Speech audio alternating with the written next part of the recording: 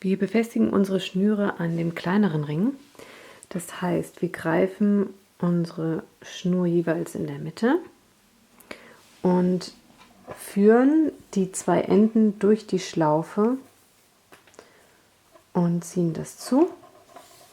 Und das wiederholen wir mit den restlichen Schnüren. Wenn dann alle 60 Fäden befestigt sind, nimmt man sich einen Faden. Der wird jetzt unser Leitfaden. Dann nimmt man sich den rechts daneben und legt ihn einmal so über den Leitfaden, sodass sich hier eine Schlaufe bildet, und führt den Faden unter den Leitfaden und von unten nach oben durch die Schlaufe und macht somit einen Knoten. Und das macht man dann noch einmal. Und das gleiche wiederholen wir mit den folgenden zwei Fäden.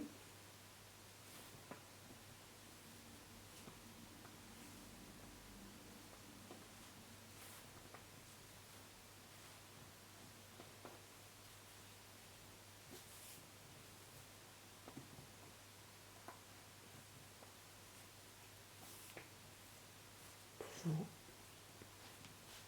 Dann lässt man die nächsten 4 Fäden aus und nimmt die folgenden 4 Fäden.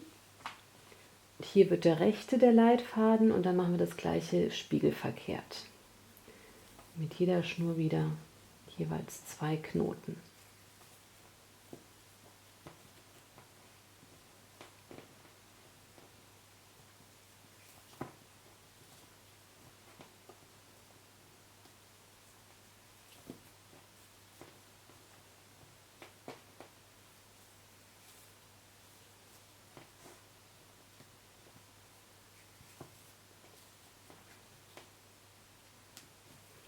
So, und wir achten dabei darauf, dass sich die Knotenabfolge einmal nach rechts unten bewegt und hier nach links unten.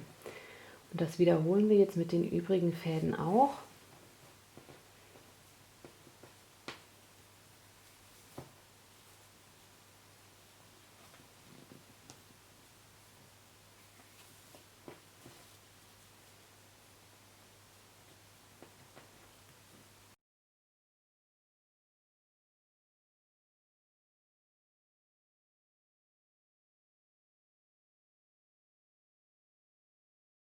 Als nächstes nehmen wir unsere Holzperlen und fädeln die dann auf einen der mittleren Fäden.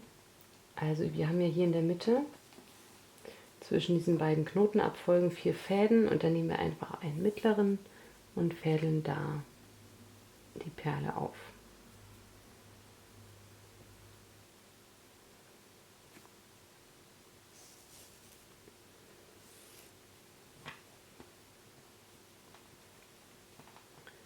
So, und das wiederholen wir.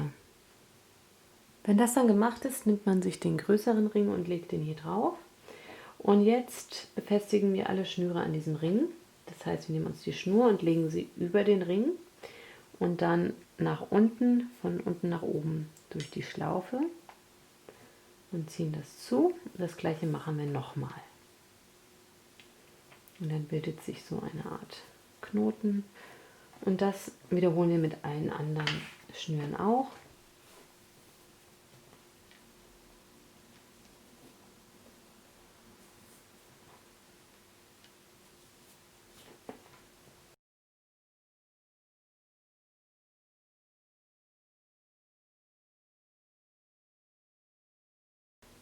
Wenn dann alle Schnüre befestigt sind, nehmen wir uns immer 8 Schnüre.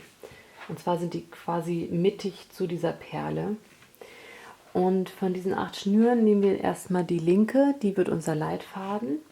Und da machen wir dann wieder eine Knotenabfolge nach rechts unten.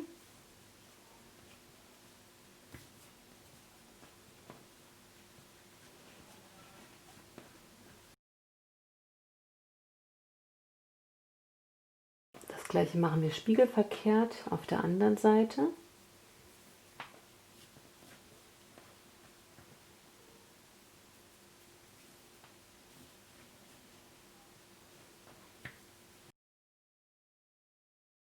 So, und um diese beiden Knotenabfolgen miteinander zu verbinden, machen wir nochmal 2 Knoten mit den beiden Leitfäden.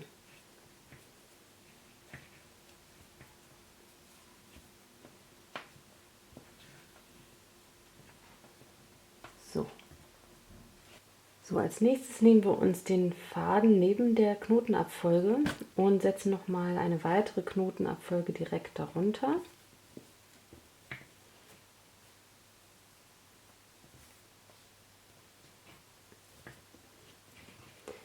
So, jetzt werden die Abstände zwischen den einzelnen Fäden allerdings sehr groß. Das heißt, wir brauchen noch mal extra Schnüre mit einer Länge von 60 cm.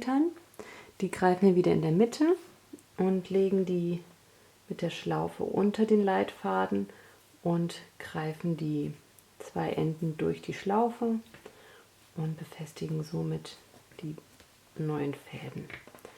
So, dann folgen wieder 2 normale Knoten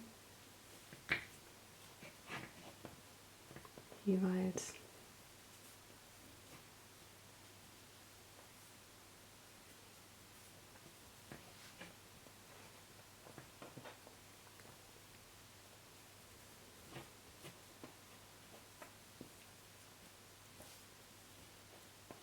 So, und auf der anderen Seite machen wir das gleiche spiegelverkehrt. Das heißt, wir nehmen den rechten Faden als Leitfaden und machen 2 Knoten erstmal.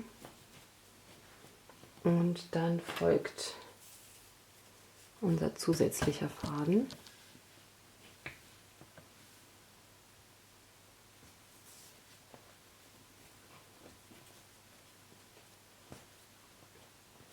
Und dann folgen wieder die ganz normalen Knoten.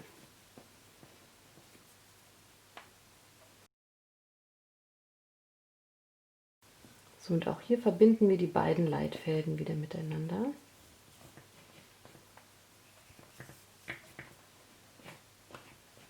So, und dann folgt noch eine dritte Knotenabfolge.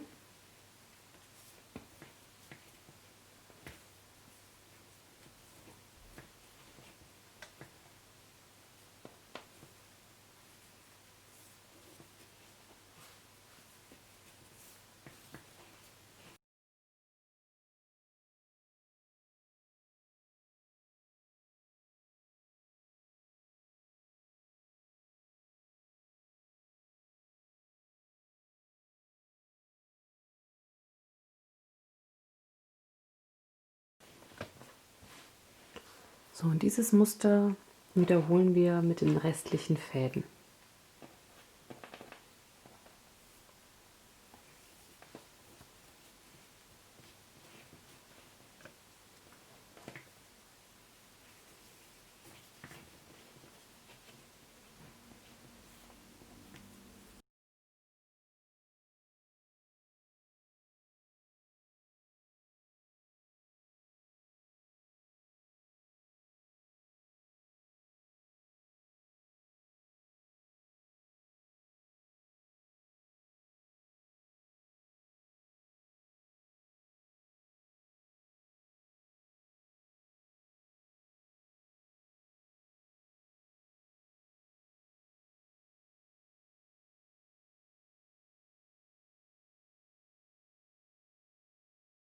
So, mit dem Muster sind wir jetzt fertig und als nächstes kürzen wir die Schnüre auf ein paar Zentimeter Länge.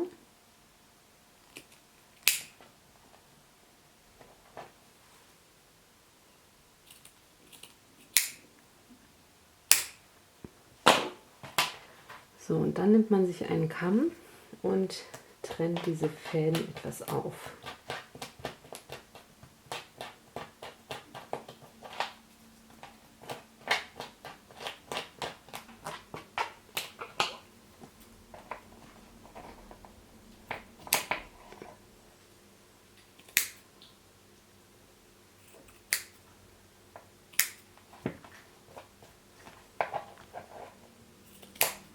Auf der Rückseite habe ich jetzt 2 Schnüre festgeknotet, aber jetzt werden wir erstmal den Spiegel mit Heißkleber hier befestigen.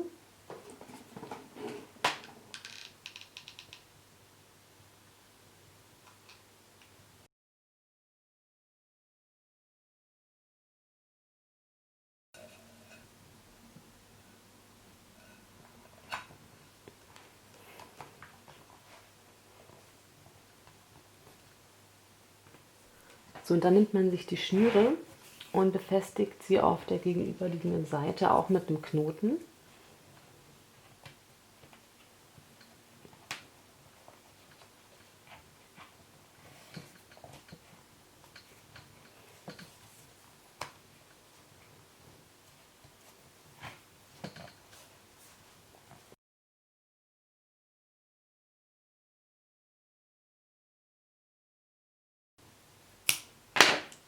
So, und dann sind wir auch schon fertig.